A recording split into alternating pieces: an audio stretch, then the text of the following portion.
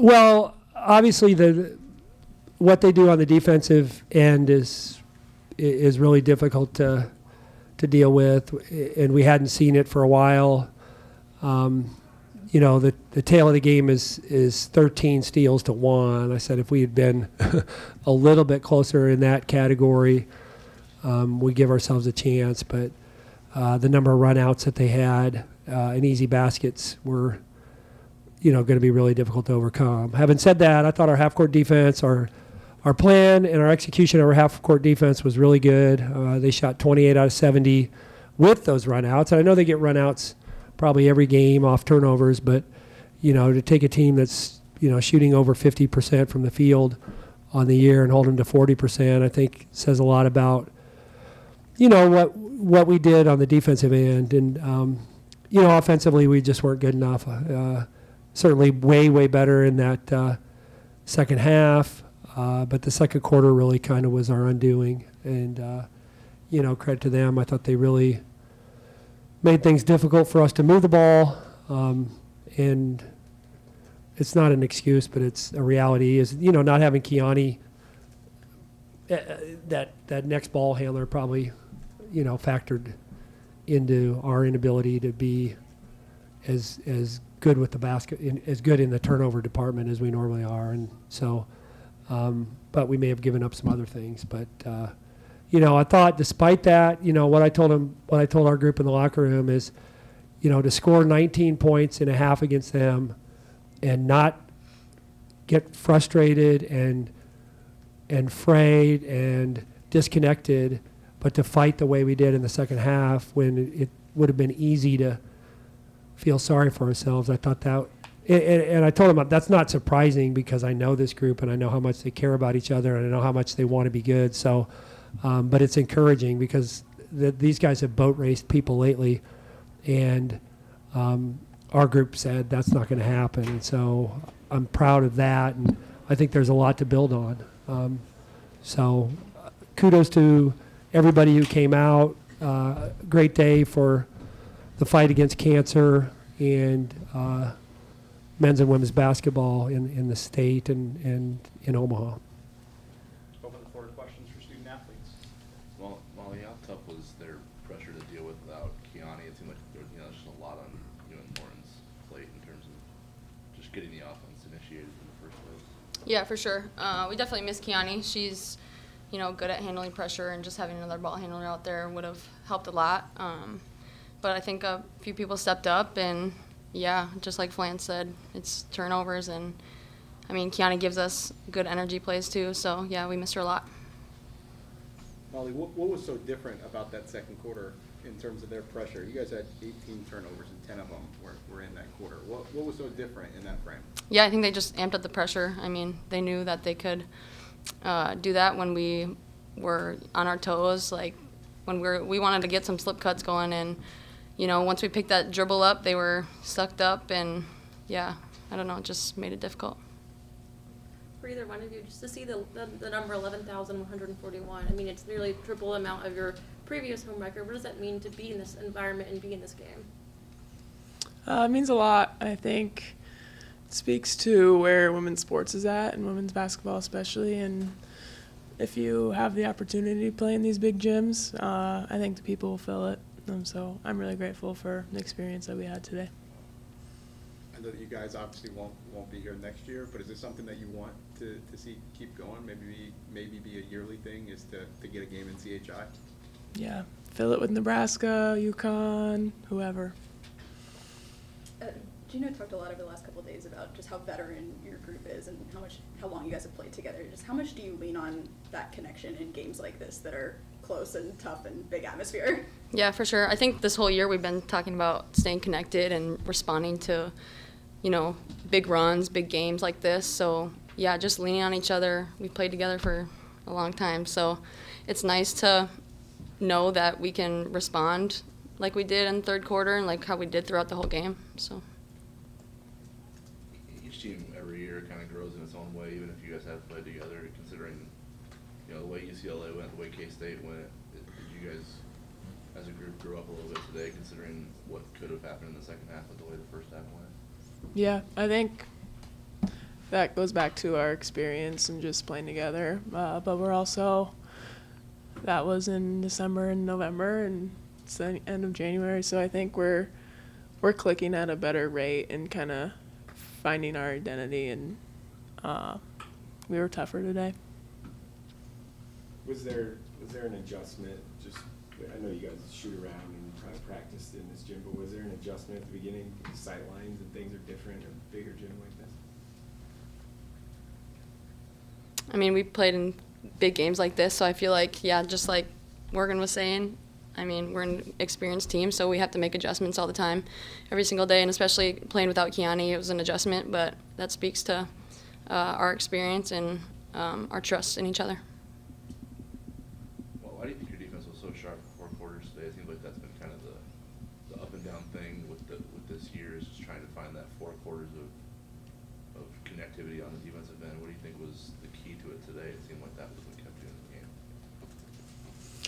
I think you just bring a different level of intensity and attentiveness when you play a school who has 8 people that could light it up at any point. But I'm proud of our efforts. I think they made a lot of tough buckets, and I think they built their lead on run-out layups and our mistakes, honestly. Fourth straight double figures for you, double-figure shot attempts too. How have you been able to make more of an impact offensively and be more aggressive? Yeah, just confidence. I mean, it's my 5th year. I've been playing for a long time, so just trying to do what I can for my team, and yeah, just put them up there when I can. Just to piggyback off of that, I mean, every single night, you know, you guys are getting the kitchen sink thrown at you and Lauren. What's it mean to kind of see Maly kind of, you know, string these together to kind of make your offense a little bit more dynamic? Yeah, it's nice to just get that pressure relief, but everyone in our locker room knows that what Maly can do. It just took her a little bit of time to figure it out. Probably those wave actions just got her going. Pass the ball. I started passing it more. Just so you guys know, at our pregame meal, I noticed we have 11 players, 9 of them were sitting together, and these 2 were sitting at a table separately, so they were conspiring to get each other shots.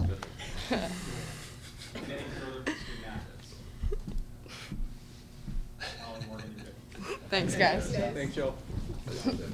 Open floor to questions for Coach Flanery. Just the defensive part of things, because I know that's been a point of frustration for players and coaches alike, of just not being able to find 4 quarters on that end. It seems like today was that. What do you think happened today that allowed you guys to be, you know, on a string for that long, especially against a team of this caliber offensively? Yeah, I mean, we had to kind of simplify the game plan because we didn't have a lot of actual court time. You know, we came over here and shot, but like when you play Wednesday night on the road, and then you have to play, and we had a tough game Wednesday, so we had to kind of condense and consolidate what we gave them, and you know, I think part of it's we've played them before. Just showing them just enough film where, okay, these are like this. AZ's going to shoot this shot, and Paige is going to shoot this shot, and maybe nobody else in the league is going to shoot this shot, but you have to assume that they're going to shoot that shot. Where sometimes you get surprised when somebody shoots it. And we got lucky. We didn't guard Chen. We got lucky that she was 0 for 6 from the 3. I mean, not that. You know, we had a choice to make because we had a short prep, and we felt like, hey, let's switch everything and make her beat us. And, you know, I thought our half-court defense was really good. I mean, Paige made we had the one time where 2 people left Paige. I mean, so we had breakdowns, but for the most part, I felt like we were super attentive to that. And I guess what I'm saying is the game plan was pretty simple because of how dangerous they are. And yeah, I mean, Gino downsized pretty early. Like he went small with Strong at the 5 a lot. I mean, and we felt like they might do that, which I think, it makes it tough for them, kind of at both ends. I mean, because I think for a freshman, Strong's a pretty good defender. Now, she has to play a lot of minutes, but so we had one option, and that was kind of maybe just to switch everything and then say, hey, we're going to not guard one player, because we knew otherwise we're going to get punished by Lauren and Maly switching on to Strong in the post. There was some good fortune, I feel like, but also a lot of it had to do with our attentiveness and just understanding where they could beat you from, which is a lot of places. Flan, you leading up to this game, you called this a measuring stick game. So how do you think you guys stood up? Yeah, well, I think we're getting better, and as much as this group believes in each other and cares about each other, like the fact that UCLA beat us by 30 and tonight was much closer, I think helps helps us going forward, because Maly just used the word confidence to describe why she's playing better. So it doesn't matter how good they are. They're still 20. Morgan turned 23 today, but they're still, they're still young enough that if they go a few games without doing something well, they doubt themselves. And the fact that UCLA handled us and we were never in the game, I think what today looked like was better than that. I mean, is it as far as we want to go? No, that's what we told them. I said, hopefully you understand, and I know you guys, you're going to want to get better for the next time we play them. But I think it was definitely a step forward from what we saw 5 weeks ago against an elite team. Flan, you guys lost the second quarter by 12 points. Yeah. That's obviously the Yeah. difference in a game like this. How tough of a pill is that to swallow, that it was kind of one stretch, one quarter? Yeah, and some of that was my fault. I felt like we got tired, and some of those turnovers were tired turnovers, and then we had out-of-bounds turnovers. I think, did we have 3 of them? I know we had 2. One was a layup, and another we had a 5-second count on an out-of-bounds play, and another, so again, that's probably coaching. We talked about how to get the ball in bounds, but we probably neglected it. So, yeah, it's you feel good and bad both, right? Because you're like, well, geez, if you take out the second quarter, but at the same time, maybe they play with a little bit more of an edge if they're not up 14 at half. So, but yeah, I thought the out of bounds turnovers, and then I just thought we forced some passes, and then. I thought we tried to thread probably 3 or 4 passes early enough in the possession where we didn't need to. So, learning experience there. How good do you feel for Brooke, considering what she Yeah. went through personally, to play like that in this game against that team especially? Yeah, you're going to get me emotional, but yeah, Brooke lost her dad in October, and just to have her, honestly, like, if Kiani plays, Brooke probably doesn't play as much, but God, she was great, and I'm just really happy for her. I mean, her mom was here, and